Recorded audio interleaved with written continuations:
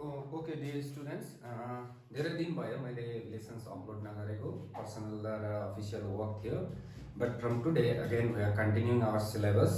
I hope जहाँसम्म मैले लेसन्सहरू upload गरेको थिएँ त्यहाँसम्म तिमीहरूले पढ्यो होला, नोट्स पनि बनायो होला. I think you are going with the numericals also.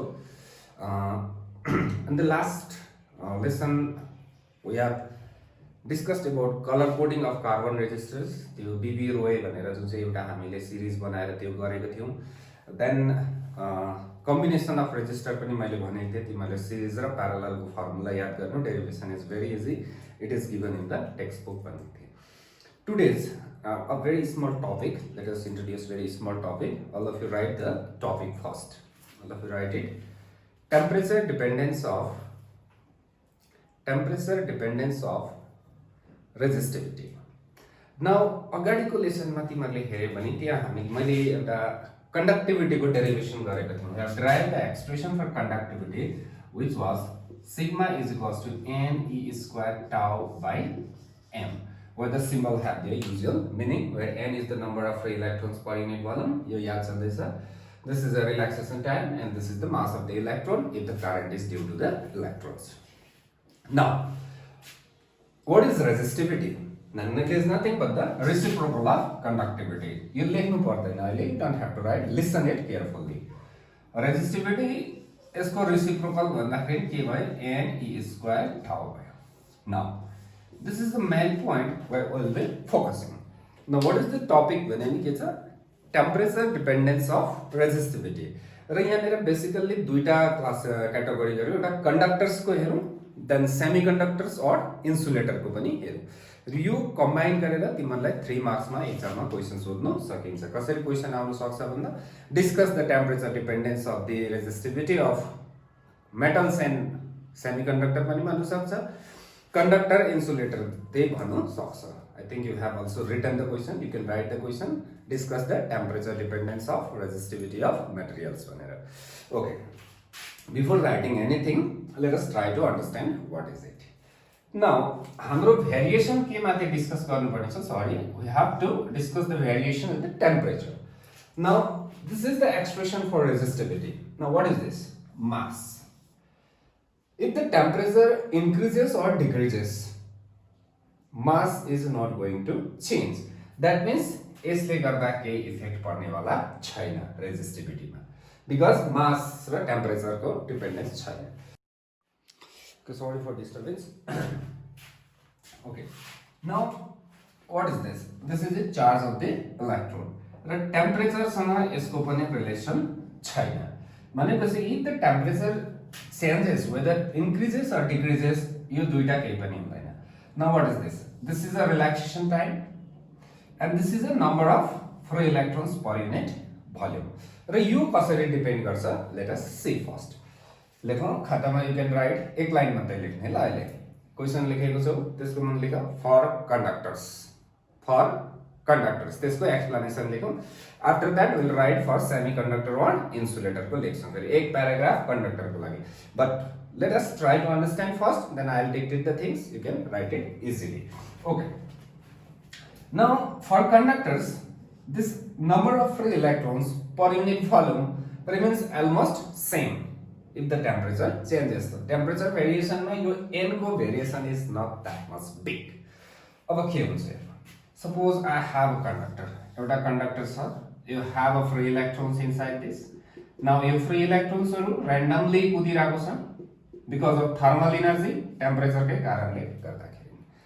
र if I increase the temperature बढाएँ भने डेफिनेटली के हुन्छ? यो फ्री इलेक्ट्रोन्स को थर्मल भेलोसिटी बढ्छ. They will get more kinetic energy. Got the point? Temperature बढाउँदा राम्रो फेरि सुन, टेम्परेचर बढायो भने फ्री इलेक्ट्रोन्स को के हुन्छ अरे? भेलोसिटी बढ्छ. random velocity or thermal velocity बढ्छ. Now once the velocity is increases, they will collide more frequently. छिटो छिटो ठोकिन्छ. जस्तै यो एउटा कार्नेल छ, यो अर्को कार्नेल छ, यो अर्को कार्नेल. फ्री इलेक्ट्रोन्स यहाँबाट गएर यहाँ कोलिजन भयो, देन यहाँ कोलिजन भयो. भनेपछि यो दुईटा कन्जर्गेटिभ कोलिजन भयो र यसको एभरेज टाइम नै यो हो रिल्याक्सेसन टाइम. र अब इलेक्ट्रोनको भेलोसिटी बढ्यो भने यो टाइम के हुन्छ अब घट्छ किनभने यो छिटो कुद्छ नि त अब सो छिटो छिटो कुद्छ ठोकिन्छ छिटो कुद्दाखेरि गट द पोइन्ट फेरि एकताल सुन if the temperature increases metals या कन्डक्टरको लागि the thermal velocity of electron increases then collision becomes more frequent छिटो छिटो ठोकिन्छ टाइम कम्ती लाग्छ that means the average time between the two conjugative collision decreases फेरि सुन टेम्परेचर बढ्यो थर्मल भेलोसिटी पनि बढ्यो कोलिजन छिटो भयो मोर फ्रिक्वेन्ट भयो त्यस कारणले गर्दा रिल्याक्सेसन टाइम के भयो घट्यो now once the relaxation time decreases resistivity increases किनभने इन्भर्सली प्रोपोर्सनल छ so this is the explanation फेरि सुन तिमीहरू एकताल लेख ल राइट इट दुई तीन पल्ट पज गरेर लेख्नु मैले छिटो बोले भने चाहिँ लेख अब if the temperature increases the thermal velocity / random velocity of the free electron also increases okay which results in more frequent collision velocity body collision more frequent भयो thus decreasing the relaxation time के भयो घट्यो temperature बढ्यो relaxation time चाहिँ के भयो घट्यो त्यसको मुनि दस रिल्याक्सेसन टाइम डिक्रिजेस लेखा त्यसको मुनि लेखा since below that like since rho is equals to m by n e square tau m by n e square tau र 10 लेखेर यो लेखा सिन्स यो लेखा त्यहाँबाट रो इज इन्भर्सली प्रोपोर्सनल टु यस्तो पाराले लेख्थ्यो सो हाम्रोमा के भएको छ टेम्परेचर बढाउँदा यो घटेको छ सो यो घट्यो भने रेजिस्टिभिटी के हुन्छ बढ्छ इन्भर्सली प्रोपोर्सनल छ therefore resistivity increases with temperature भनेर लेख्थ्यो सकिहाल्यो यति हो गट द पोइन्ट ओके यसलाई स्टप गरेर अब this is completed for conductors के हुँदो रहेछ टेम्परेचर बढाउँदा रेजिस्टिभिटी बढ्दो रहेछ दैट मीन्स एउटा इन्ट्रेस्टिङ पोइन्ट आयो फेरि now if I decrease the temperature resistivity के हुँदै जानु पर्यो घट्दै जानु पर्यो and r is equals to rho l by a this is the famous expression we have already covered so where rho is the resistivity now temperature बढाउँदै छु resistivity बढ्दै छ रेजिस्टेन्स पनि बढ्दै छ त्यो एउटा पार्ट भयो now if I keep on decreasing the temperature I keep on decreasing the temperature जो रेजिस्टिभिटी कीप अन डिक्रिजेस यो घट्दै जान्छ त्यहाँबाट एउटा पोइन्ट आउन सक्छ जहाँनेर रेजिस्टिभिटी कति भइहाल्यो 0 भयो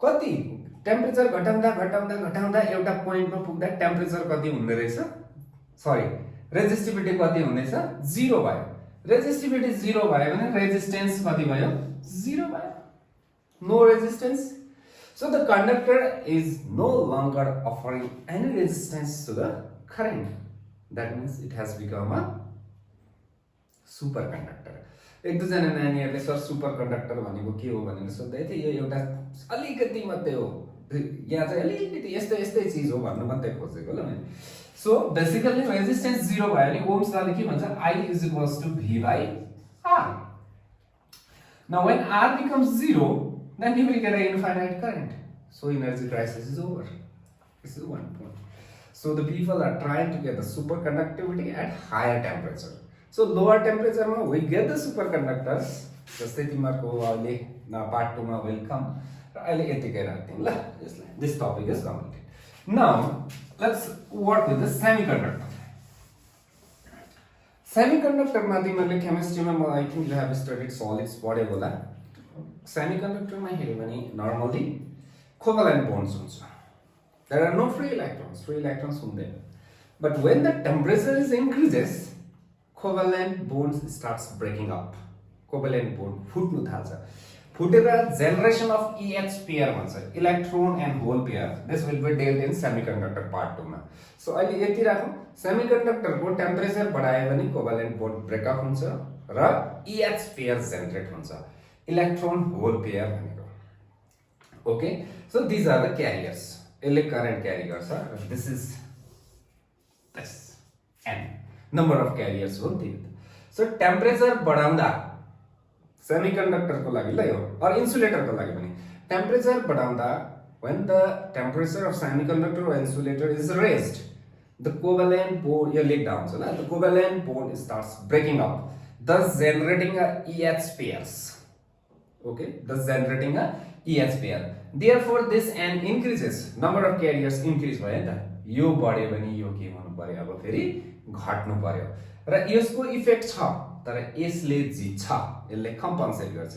let me show you in the text book also just a second. You can have a look at page number, I think it's 104, page number 104 मा जाऊ लास्ट प्याराग्राफमा के भन्दैछ for insulator and semiconductors however n increases with temperature, n increases with temperature because of generation of the EH pair. This increase more than compensates any decrease in tau. यो घट्दैछ नि तर यसले जित्छ. Therefore overall effect चाहिँ के भयो resistivity temperature बढाउँदा के हुने रहेछ घट्ने रहेछ. सो फर सेमिकन्डक्टर और इन्सुलेटर्स द रेजिस्टिभिटी के हुन्छ घट्छ टेम्परेचर के हुँदा बढ्दा. Okay got the point. यसलाई फेरि एकताल यसलाई सुन क्लियर हुन्छ डोन्ट गेट कन्फ्युज. र तिमीहरूको यो 104 को माथि ग्राफ्स पनि हेर्नुपर्छ ल तिमीहरूले. फर्स्टको हेर्यो भने टेम्परेचर बढ्दैछ graph is going up, it is a conductor. Second में हेर temperature increases graph is going up, it is again a conductor. Third में हेर temperature is increasing graph is going down, this must be a semiconductor. Okay so यहाँनिर नेक्स्टमा एउटा छ energy पावरहरू भन्ने छ that will do it don't worry. केही पनि छैन त्यसमा बेसी ठुलो कुराहरू र तिमीहरूले किताबमा पल्टाएर हेऱ्यो भने now you are having combination of resistors in series and parallel. यसको फर्मुला हामीले अगाडिबाटै डिस्कस गरिसकेको छौं र अगेन फेरि एउटा सानो नयाँ topic I will be introducing, that is your EMF. यो सेल्स भन्ने टपिकमा दिएको छ ल तिम्रो सेल्स EMF भनेर दिएको छ र फुल फर्म पहिला सुन्नु ल. Electromotive force. र अब मैले क्लासमा पछाडि इन्ट्रोड्युस गर्दा electromotive force it is a physical quantity measurable quantity. What should be the unit भन्दा सबैजना यो force is newton. I don't know whether is newton or not, let's see, but will try to understand what is the EMF. र यहाँ दुईटा छ, एउटा EMF भन्छ एउटा पोटेन्सियल भन्छ. यो दुईटामा डिफरेन्स नानीहरूले जबसम्म बुझ्दैनौ तबसम्म करेन्ट इलेक्ट्रिसिटीको जुन चाहिँ हामी अगाडि अलिकति ठुलो ह्युज टपिक थाल्नेवाला छौँ, किर्चफ्स रुल्स अथवा ल चाहिँ नभनौँ किर्चफ्स रुल्स चाहिँ भनौँ, त्यहाँबाट तिमीहरूले क्वेसन पाउने हो एक्जाममा. You will get the questions. त्यहाँ अलिकति साह्रो पर्छ. So let's try to understand what is EMF and what is potential. र यसलाई कतिवटामा टर्मिनल भोल्टेज पनि भनिएको छ. So first of all let me draw a very simple cell. This is a cell. Electrode हुन्छ याद छ हामीलाई, एउटालाई एनोड भन्छौँ एउटालाई क्याथोड भन्छौँ. एनोडलाई ए लेखौँ क्याथोडलाई के त भएन होला हो फेरि सी नै लेख्नुपर्छ. ओके यहाँभित्र इलेक्ट्रोलाइट्स छ. You have electrolytes filled up with this के केमिकल रिएक्सन इलेक्ट्रोकेमिकल रिएक्सन के भयो. एउटा पोजिटिभ टर्मिनल भयो एउटा नेगेटिभ टर्मिनल भयो. Okay let me ask very simple question to you.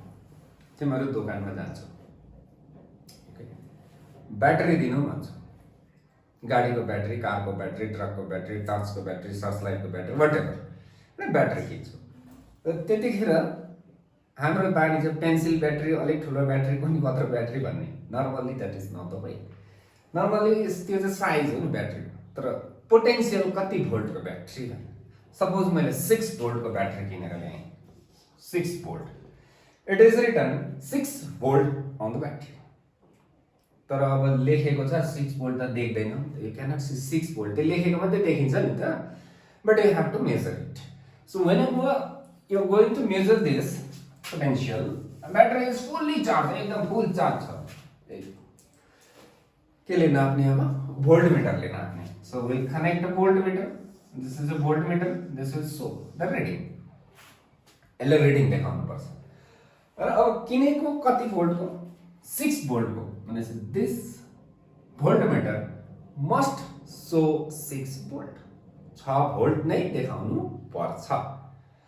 तर यसले जिन्दगीमा कहिले पनि देखाउँदैन 6 भोल्ट 5.9 भोल्ट मात्रै देखाउँछ 9 नै देखाउँछ भन्ने छैन फेरि ल 5.8 पनि हुन सक्छ 87 पनि हुन सक्छ 98 पनि हुन सक्छ 99 पनि हुन सक्छ 9999 5.999 भोल्ट पनि हुन सक्छ तर 6 भोल्ट कहिले पनि देखाउँदैन तिमीहरूले क्वेशन सोध्नु 6 भोल्टको ब्याट्री छैन त लेखेको त 6 छ भन्दा दोकानको मान्छे चाहिँ अर्कै कुरा भन्छ होला हो ए यो त्यस्तै हो त अलिकति त तलमाथि हुन्छ नि भन्छ बट त्यो अलिकति तलमाथिको फिजिक्स चाहिँ यहाँनिर छ र तिमीहरूले फेरि सुन नर्मली मैले क्लासमा पढाउँदाखेरि करेन्ट इलेक्ट्रिसिटी पढाउँदाखेरि एउटा सुप्रिम डायलग भनेर पढाउँछु यसलाई सबैले याद गरेर सजिलो हुन्छ the what is the supreme dialogue याद गरेर जहाँ रेजिस्टेन्स छ कुनै पनि सर्किटमा इलेक्ट्रिकल नेटवर्कमा whatever wherever you have a resistance there will be a potential drop यदि याद गर्यो भने अगाडि यही डायलगले सकिन्छौँ हामी च्याप्टर सो जहाँ रेजिस्टेन्स छ त्यहाँ पोटेन्शियल ड्रप हुन्छ कति हुन्छ that is IR V is equals to IR so फेरि एकताल ल wherever there is a resistance in the electrical network or circuit there will be a potential drop how much IR where I is the current through the resistor and R is the resistance र यो नै चाहिँ नाप्ने हो नि त voltage चाहिँ got the point अब ओके अब यहाँ के भयो हेरौँ करेन्ट बग्दैछ ब्याट्री इज कनेक्टेड यसलाई अझै सिम्पल बनाउँछु ल तिमीहरूलाई बुझ्नुको लागि because this is very important र तिमीहरूले घरमा पढिदिनु चाहिँ पर्यो आइ एम सरी धेरै बाद फेरि म तिमीहरूको लागि लेसन्स अपलोड गर्दैछु आज so the resistance is R okay एउटा पोजिटिभ टर्मिनल बनाइदिए एउटा नेगेटिभ बनाइदिए नो इस्यु करेन्ट बग्यो र यो प्याराललमा लाउँछौँ भोल्टमिटर किन प्याराललमा भोल्टमिटर लाउँछौँ भन्ने कुरा मैले डिस्कस गरेको छैन होला एमिटरलाई सिरिजमा किन लाउँछौँ भनेर पनि I think I haven't discussed yet but will do it definitely it is in the syllabus okay so यसले 6 भोल्ट देखाएन कति देखाएर सपोज 5.9 भोल्ट देखायो अब राम्रो ध्यान दिनु ल यहाँ पोजिटिभबाट करेन्ट गयो आई गयो यता गयो यहाँबाट आयो अरे सो यहाँ रेजिस्टेन्स छ नि त सो कति ड्रप हुन्छ V is equals to IR so यहाँनिर जति ड्रप हुन्छ भोल्टेज त्यही देखाउँछ यो भोल्टमिटरले whatever may be the voltage dropped here it will be shown by this voltmeter तर ब्याट्री कति भोल्टको हो फेरि 6 भोल्टको हो ब्याट्री त देखाउँदैन अब कुरा यहाँ बुझ्नुपर्छ सो करेन्ट चाहिँ पनि कन्टिन्युअस फ्लो हुन्छ नि त so inside the sell you have electrolytes र सेल भित्र पनि करेन्ट बग्नुपर्छ र इलेक्ट्रोलाइट्स भित्र आयोन्सले करेन्ट क्यारी गर्दा त्यहाँ भित्र पनि के हुन्छ फेरि रेजिस्टेन्स हुन्छ राम्रो ध्यान दिनु है इनसाइड द सेलै रेजिस्टेन्स हुन्छ करेन्ट त्यहाँबाट पनि बग्छ भनेपछि जहाँ रेजिस्टेन्स छ त्यहाँ के हुन्छ पोटेन्शियल ड्रप भनेपछि अलिकति पोटेन्शियल ड्रप चाहिँ कहाँ भित्रै हुन्छ इनसाइड द सेलै हुन्छ भित्रै र केले गर्दा भन्दा सेलको भित्रको इलेक्ट्रोलाइट्सको रेजिस्टेन्सले गर्दा सो त्यसलाई चाहिँ हामी के भन्छौँ इन्टरनल रेजिस्टेन्स अब जम्मा 6 भोल्ट हो हाम्रो यहाँ कति मात्रै आउँदैछ 5.9 मात्रै आयो त so where is this 0.1 volt यो 0.1 भोल्ट कहाँ गयो भन्दा it is dropped inside the cell in the what resistance internal resistance so internal resistance cannot be zero that means it will never show 6 volt this is the answer got the point so काटिने मैले circuit is disconnected यो काटे हामीले battery कति भोल्टको भयो 6 भोल्टकै हो नि त तर when we are going to measure गर्दाखेरि हामीले जोड्नु पर्यो करेन्ट फ्लो हुन्छ राम्रो कुरा सुन है करेन्ट फ्लो भइसक्दाखेरि some potential is drop inside the cell र बाहिर हामीले नाप्ने चाहिँ के हो टर्मिनल भोल्टेज भन्छौँ त्यसलाई चाहिँ राम्रो ध्यान दिएर सुन टर्मिनल भोल्टेज न्यूमेरिकल आउँछ calculate the terminal voltage of 6 volt battery भन्छ कि नानीले 6 भोल्टै लेखेर आउँछ नि त that is the difference anyway let's continue so terminal voltage भनेको I think you have understood र अलिकति भोल्टेज चाहिँ कहाँ ड्रप हुन्छ इन्टरनल रेजिस्टेन्स मा हुन्छ र let's have a clear picture okay Now let me draw a very simple circuit. तिमीहरुले खातामा पनि बनाउँदा हुन्छ. So I have this resistance R. Normally this is called as external resistance. Now I have a battery. एउटै मात्रै बनाए ल. त्यसको internal resistance small r. This is inside the cell. भित्र बनाउन सकिन, साइडमा बनाए. Excuse me. Now the circuit is complete. Current कति बगेछ? I current बग्यो. The current is flowing. Now what is the drop here? यहाँ ड्रप कति छ? त्यही डायलग आयो. जहाँ रेजिस्टेन्स छ त्यहाँ पोटेन्शियल ड्रप हुन्छ. कति आयो? IR. अब यो ब्याट्रीको लेखेको भ्यालु कति छ? E भने ल, EMF. यो चाहिँ 6 भोल्ट भने जस्तै हो. यो EMF भयो. Okay. So what is EMF भनेपछि देखाउने भोल्टेज. जोड्दाखेरि त कम्ती नै हुन्छ. Got the point? Whenever the circuit is connected, it will not show. EMF जति भोल्ट छ त्यति रिडिङ देखाउँदैन. तर लेखेको मात्रै चाहिँ भ्यालु दियो ल. यो EMF भयो. नाउ टोटल सप्लाई कति हो? E हो. That is your EMF. Okay. कति ठाउँ ड्रप हुन्छ यो? दुई ठाउँ. एउटा एक्सटर्नल रेजिस्टेन्समा ड्रप हुन्छ IR, अर्को इन्टरनल रेजिस्टेन्समा हुन्छ I small r. Then this is very important formula ल अब तिमीहरुको लागि. E is equals to Z is equals to what is the drop outside? IR plus IR. So यो चाहिँ हाम्रो भोल्टेज हो नापेको. त्यसलाई चाहिँ टर्मिनल भोल्टेज भनेको चाहिँ त्यो. Got the point? So how to calculate the terminal voltage भने it is very simple रहेछ. V is equals to E minus I small r. एउटा टेक्निक हो. अर्को if you know I and R then this is external resistance में drop भएको voltage नै के हो? Terminal voltage. This is very important relation. V is equals to E minus IR or E is equals to IR plus IR. Now let's calculate the current from this expression. What is the current run from the battery? यसको next line यो लेख्नु पर्छ ल तिमीले खातामा. So यहाँबाट I is equals to कति हुन्छ? यो कमन निकाल्ने I, त्यहाँबाट यतापट्टि लगाएर मुनि जाँदा कति भयो? I is equals to E by R plus R. न यसलाई बक्समा हाल्दियो तिमीले खातामा. सो यो direct question numerical don't expect, आउँदैन यति सजिलो. यो पालि आउनु पनि सक्छ अनलाइन क्लासले गर्दा. Anyway, that's a different thing. I is equals to E by R plus R. This is the current run from the cell. Now, what is the maximum current that can be drawn from a given cell? So, Imax. Maximum current कति draw गर्न सकिन्छ त भन्दा. यो त fixed भयो E. Now, this small r is also fixed. We cannot change the internal resistance. But this capital R, we can increase or decrease. यसलाई minimum बनायो भने यो के हुन्छ? म्याक्सिमम. That means म एक्सटर्नल रेजिस्टेन्स लाउँदै लाइन भने करन्ट के भयो? म्याक्सिमम भयो. यसको भ्यालु 0 भयो. I am not going to connect any resistance. And this is the maximum current drawn from the cell. Imax equals to E by R plus, sorry, E by R. This is the thing.